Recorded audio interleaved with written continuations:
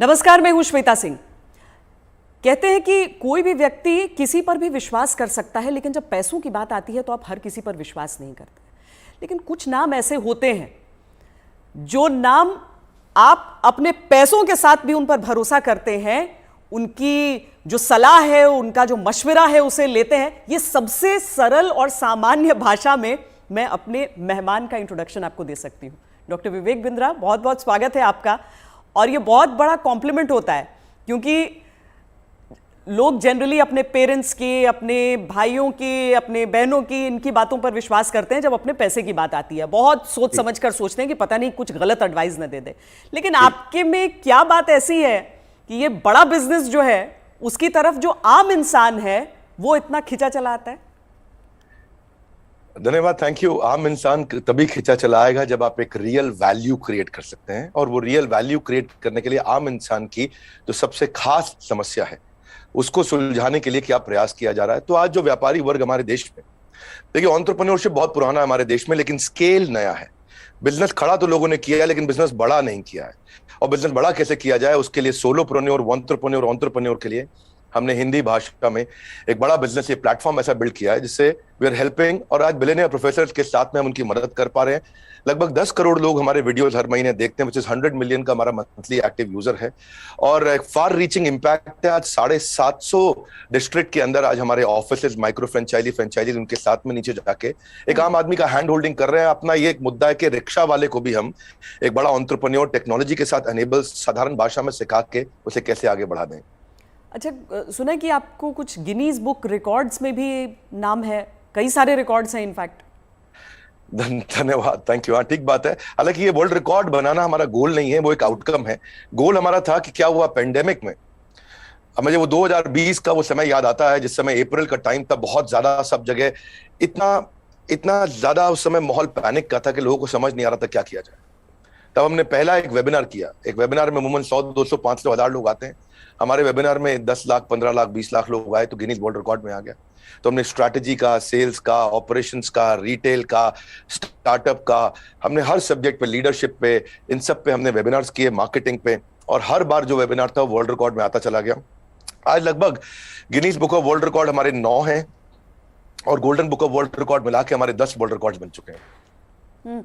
ये जो शो आप कर रहे हैं, जो जीता वही Sikandar, horses table, good news today पर, इस शो का कॉन्सेप्ट क्या है, क्या है इस शो में? देखिए, वैसे तो होना चाहिए जो जीता वही चंद्रगुप्त मौर्य। हाँ। क्योंकि चंद्रगुप्त जीते थे, सिकंदर नहीं जीते, पर क्योंकि ये कहावत बहुत ज्यादा मशहूर है तो ये नाम भी रखा गया और बड़ा अच्छा चला। ये on the spot funding reality show है। इसमें 8 इन्वेस्टर आते हैं, हर एक इन्वेस्टर अपने साथ 5 करोड़ रुपए रेडी रखता है। 24 स्टार्टअप सामने आते हैं। स्टार्टअप आता है, रियलिटी शो है, पैसा इन्वॉल्व है। इसमें Sunil Shetty production, India TV, अपना इंडिया टुडे ग्रुप जो है हमारा, और सारे, मेरा जो रोल है इसमें मेंटर, कोच, एडवाइजर और स्टार्टअप गुरु का है। तो हम लोग मैक्रो इंडस्ट्री का एनालिसिस भी देते हैं और साथ में माइक्रो बिजनेस का एनालिसिस देते हैं। स्टार्टअप आता है, इधर सबके सब इन्वेस्टर बैठे रहते हैं, आमने सामने चर्चा होती है, वहीं सब ओके हो जाता है, वहीं पैसा और उनके बदले में उनकी इक्विटी ली जाती है। तो बड़ा अच्छा शो है। पैसा लेने के लिए देखिए कई तरीके हैं। सेल्फ फंड आदमी कर सकता है, दोस्त से ले सकता है, परिवार से ले सकता है, लेकिन जो एंजल इन्वेस्टमेंट है, वो एंजल इन्वेस्टमेंट वो आपसे छोटी सी एक ओनरशिप, हिस्सेदारी कंपनी में ले लेता है। जो एंजल आता है वो एंजल की तरह काम करता है। बहुत सारे एंजल इन्वेस्टमेंट के लिए बड़े अच्छे सारे प्लेटफॉर्म्स हैं, Startup Grind, Indian Angel Network, Venture Catalyst, Chennai Angel, Lead Angel, Sequoia, Nexus, Kalaari, Mumbai Angel, बहुत हैं। लेकिन तब भी बावजूद उसके केवल 2% लोगों को पैसा मिल पा रहा है। 98% लोग फेल हो जाते थे। तो उसी के लिए हम लोगों ने मिलकर ये शुरू किया हॉर्सेस टेबल, जहां पे हम और लोगों को पैसा दे सके, उनकी मदद कर सके। अगर उनके आइडिया में दम है तो उनकी ग्रोथ में हिस्सेदारी देने के लिए हमारे इन्वेस्टर साथ में आते हैं, और मैं उसको वहां पे आके मॉडरेट करता हूं, मैं अपनी एडवाइस देता हूं, जिसके बेसिस पे आगे हम लोग उसको आगे बढ़ा पाते हैं। मतलब इसमें कोई भी आ सकता है, कोई भी जो जिसके पास कोई आइडिया हो कि किस तरीके से आगे कोई बिजनेस हो सकता है। ज़रूरी नहीं है कि कोई बड़े बड़े ग्रुप्स हों, बिजनेस हाउसेज हों। ये मकसद क्या है इसका, आइडिया कहाँ से आया? श्वेता जी, यही तो मेन मुद्दा है कि अगर आज मैं गुवाहाटी के आगे वहां से 200 किलोमीटर दूर जाके, जहां असली भारत बसता है, जो केवल दिल्ली मुंबई में नहीं है, उन लोगों को हम ला सके, उनको बढ़ा सके। देखिए, आइडिया यहां से आया कि एक एडम स्मिथ नाम के जेंटलमैन रहे, उन्होंने मैक्रो इकोनॉमिक्स पे किताब लिखी है। 200 साल पुरानी किताब है, उसको पढ़ने के बाद कुछ नहीं चाहिए। वो कहते 4 चीजें होनी चाहिए एक जिस देश की पॉपुलेशन बढ़ रही है वहां बिजनेस अच्छा होगा, जहां टेंडेंसी टू कंज्यूम है, हमारे देश में स्वतंत्रता बहुत है, कुछ भी कंज्यूम कर सकते हैं, हमारा देश चाइना की तरह नहीं है। तीसरा, जहां एंटरप्रेन्योर बहुत है, और चौथा जहां इनोवेशन है। चारों लिहाज से 4 में से 3.5 नंबर इंडिया को दिए जाते हैं। इंडिया में एंटरप्रेन्योरशिप बहुत तेजी से बढ़ रहा है। तो हमारे को, आपने पूछा आइडिया कहां से आया, आइडिया यहां से आया कि गड्ढा ढूंढने का एक ट्रेनिंग दिया जा रहा है, इसके द्वारा लोगों को इंस्पायर किया जा रहा है कि कैसे एक स्टार्टअप आए, क्या वो कस्टमर का टाइम बचा रहा है तो उसको पैसा मिल सकता है, हाँ भाई बड़ा अच्छा कर रहे हो आप, क्या वो कस्टमर का एफर्ट बचा रहा है, क्या वो कस्टमर का कोई कंफ्यूजन घटा रहा है, क्या वो कस्टमर के लिए सामान सस्ता लेके आ रहा है, क्या वो कस्टमर की प्रायोरिटी पे उसको फोकस करा रहा है, क्या वो कस्टमर को बढ़िया स्किल सर्विस, क्या वो कस्टमर को कोई वेंडर आइडेंटिफाई करके दे रहा है, क्या कस्टमर के लिए कोई कन्वीनियंस क्रिएट कर रहा है।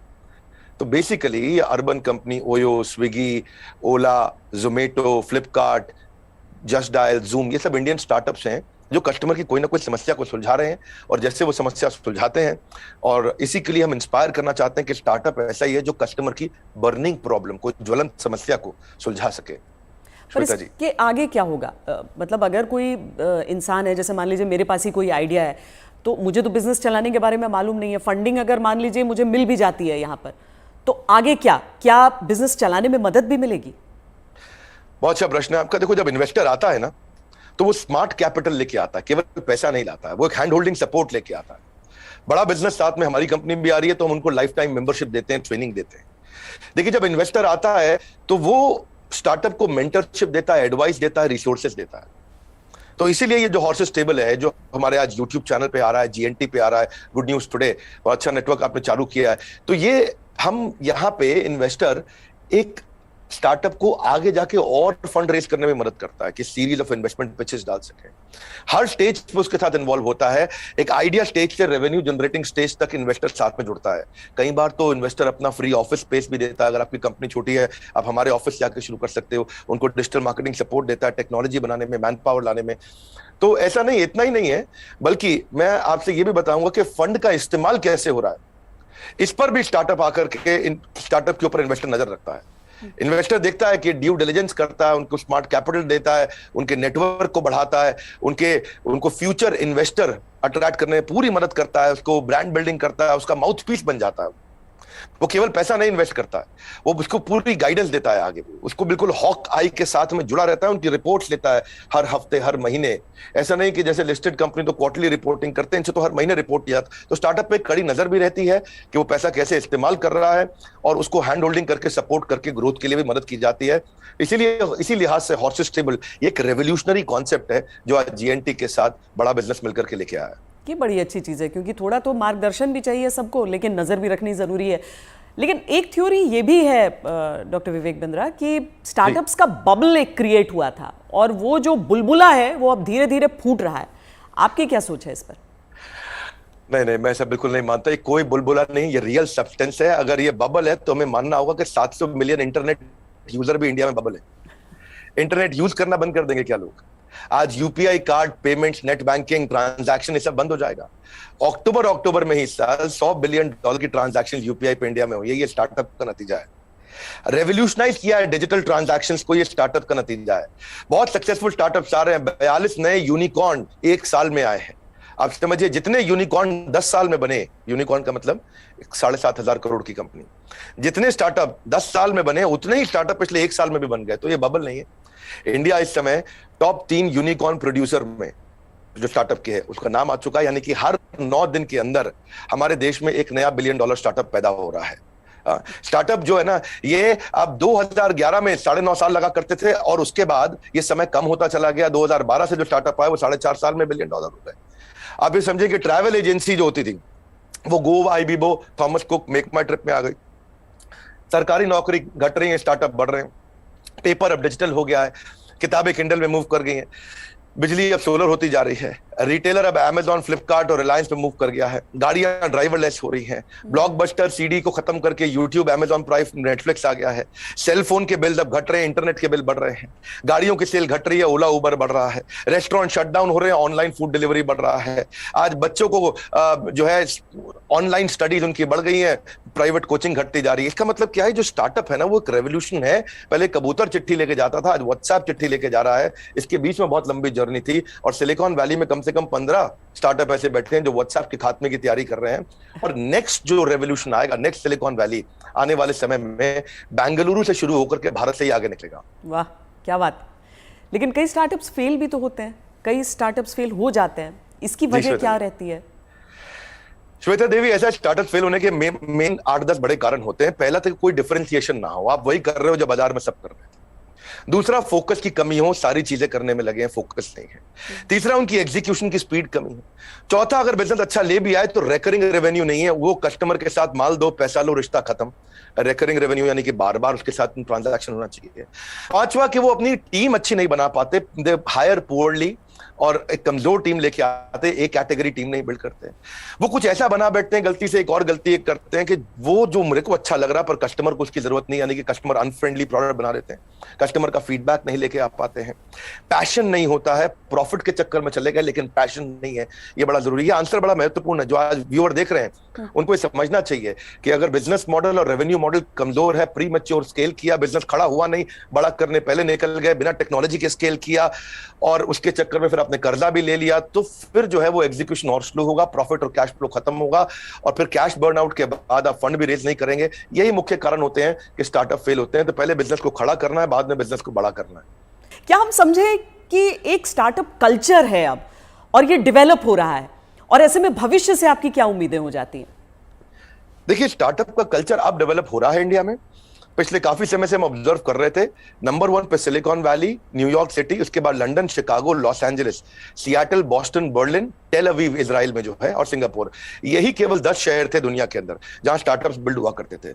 अब अचानक बेंगलुरु बहुत तेज आगे आया। हम जो पीछे थे अब हम आगे बढ़ रहे हैं। परंतु क्यों हम पीछे रह गए थे और भविष्य में कैसे आगे बढ़ेंगे उसको समझते हैं। हम पीछे इसलिए रह गए क्योंकि हमारा इंडियन एजुकेशन सिस्टम बहुत कमजोर था। इंसान को रोटी कपड़ा मकान के अलावा सबसे ज्यादा जरूरी है शिक्षा, और यहाँ पे ग्रेजुएट इतने प्रोड्यूस हो रहे हैं जितने कंज्यूम नहीं हो रहे थे। Real time corporate campus experience नहीं है, पढ़ाई पुरानी है, स्टैग्नेंट सिलेबस है, कन्वेंशनल थियोरेटिकल क्लासरूम अप्रोच थी। इस चक्कर में अंडर एम्प्लॉयमेंट जो है वो अनएम्प्लॉयमेंट से ज्यादा बड़ी समस्या है। आज राजनेता लोग सबके सब हमारे यहाँ पॉलिटिक्स में अनएम्प्लॉयमेंट की बात करते हैं, लेकिन अंडर एम्प्लॉयमेंट कितनी बड़ी बात है कि अब ग्रेजुएट पोस्ट ग्रेजुएट को 14,000 रुपए की तनख्वाह मिलती है, पीएचडी होल्डर को आज अगर 20,000 की तनख्वाह मिल रही है तो कितना बुरा हाल है। लो इंडस्ट्री डिमांड है, इनकॉम्पिटेंट फैकल्टी है, जो कॉलेज में पढ़ा रहा है उसको पढ़ाना नहीं आ रहा, कॉलेज में प्रोफेसर वो बन रहा है जिसको कोई नौकरी नहीं मिल रही है। तो स्टूडेंट की एस्पिरेशन बहुत थी, प्रिपरेशन यहाँ थी, प्रिपरेशन है नहीं, एस्पिरेशन बहुत ज्यादा है। उस चक्कर में हमने हार्वर्ड के प्रिंसिपल्स को इंडिया में अडॉप्ट किया कि 80% case study, 10% project, 5% lecture, 5% learning, ये है 100% का पूरा मॉडल। और आप जो है ये जो आपका बेसिकली प्रश्न है कि कल्चर डेवलप हो रहा है, हाँ अब ये कल्चर डेवलप हो रहा है।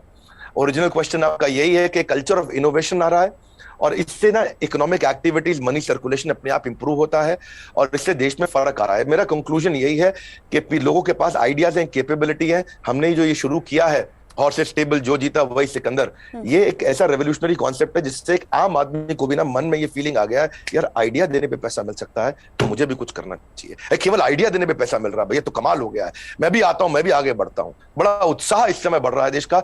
हमारे यूट्यूब चैनल पे हमको बहुत फीडबैक्स मिल रहे हैं, जीएनटी पे मैंने देखा बहुत से फीडबैक्स मिल रहे हैं, लोग बहुत पसंद कर रहे हैं, शेयर रेट बढ़ गया, वीडियो कंजम्पशन रेट बढ़ गया।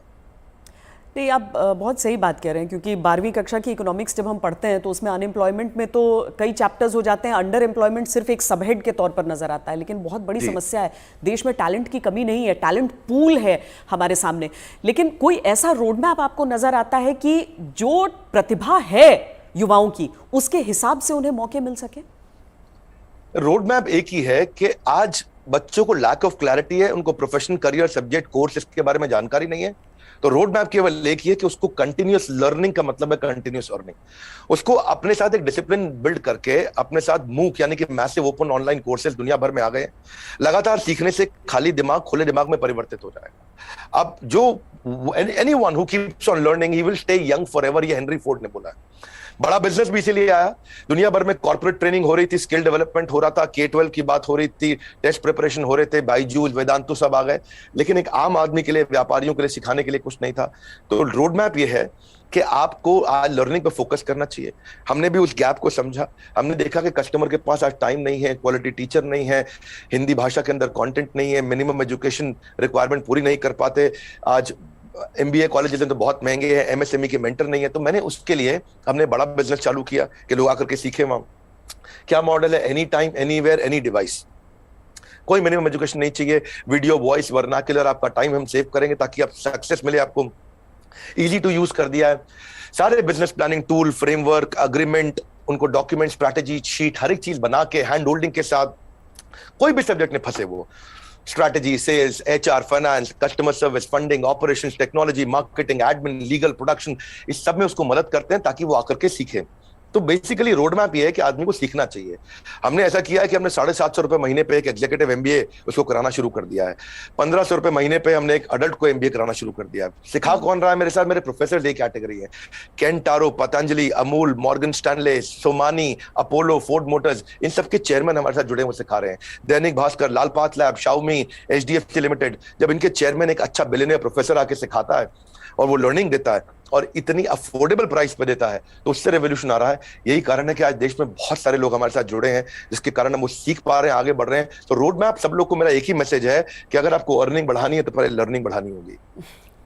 क्योंकि अमूमन ऐसा होता है कि कुछ बड़े बिजनेस हाउसेस, हम सब टाटा बिरला को देखते हुए बड़े हुए, लेकिन वो मोनोपोली है इतना भी समझ में आया। कुछ कठिन शब्द लोग सीखते गए, लेकिन इतना भी साथ में सीखा कि सारा कंट्रोल इन्हीं के हाथों में रहेगा। लेकिन क्या ये स्टार्टअप कल्चर जो है वो बिजनेस डाइवर्सिफिकेशन में मदद कर सकता है? श्वेता देवी, अब जमाना बदल गया है। पहले $1 बिलियन कंपनी बनाने में जो 50 साल लगते थे, 5 साल में बन जाती है। जो हमारे यहाँ टॉप रैंकर सबसे बड़े अरबपति 1950 में थे, उनमें से अब कोई दिखाई नहीं पड़ता है टॉप अरबपति की लिस्ट में हमारे देश में। अचानक जमाना बदल गया है। इनफैक्ट सन 2000 तक भी नौकरी.com, मेक माई ट्रिप, इनको 14 साल लगे $1 बिलियन कंपनी बनने में। पर आप उसके बाद देखिए, फ्लिपकार्ट, पॉलिसी बाजार, जोमेटो आया तो इनको 14 साल नहीं लगे, ये 8.5 साल में $1 बिलियन हो गए। पर उसके बाद में देखिए, नाइका, ओयो, उड़ान और ओला इलेक्ट्रिक आया, ये 2 साल 3 साल में $1 बिलियन कंपनीज हो गए। तो अब जो है वो कॉर्पोरेट्स की बपौती नहीं रह गया है बिजनेस। अब पहले हुआ करता था कि बड़ी मछली छोटी मछली को खा जाया करती थी, आज बहुत सारी छोटी मछली मिलकर बड़ी मछली को खा जाती हैं, और उसी रेवोल्यूशन में हम कंट्रीब्यूट कर रहे हैं साथ में। डॉक्टर बिंद्रा, बहुत मज़ा आया आपसे बात करके। और एक चीज़ मैं कहूँगी कि आमतौर पर क्या है कि ये बिजनेस के कॉन्सेप्ट्स जो हैं उसमें अंग्रेजी का इतना इस्तेमाल होता है कि आम लोग कनेक्ट नहीं कर पाते हैं। आंकड़ों का इतना इस्तेमाल होता है कि लगता है कि यार ये तो हमारे बूते की बात नहीं है। आप इतने सिंपल तरीके से समझाते हैं, मुझे लगता है इसीलिए ऐसी चीज़ों पर भी लोग आपकी बात को समझते हैं, आपकी बात को मानते हैं। और ये जो जी, हर एंकर के साथ भी उतना अच्छा नहीं लगता जितना श्वेता देवी आपका इम्पैक्ट है और आज तक का इम्पैक्ट है। मैं तो मतलब मानता हूं उस बात को कि आज तक जितना न्यूट्रल और जितना अच्छा चैनल रहा है, और खास तौर से जो आपने इन्फ्लुएंस क्रिएट किया, तो आपको बहुत बहुत बधाई। धन्यवाद, आपने इतना समय लगाया आज लोगों को इन महत्वपूर्ण पहलुओं पर हम चर्चा कर सके। Thank you so much. Thank you so much. धन्यवाद श्वेता देवी, थैंक यू।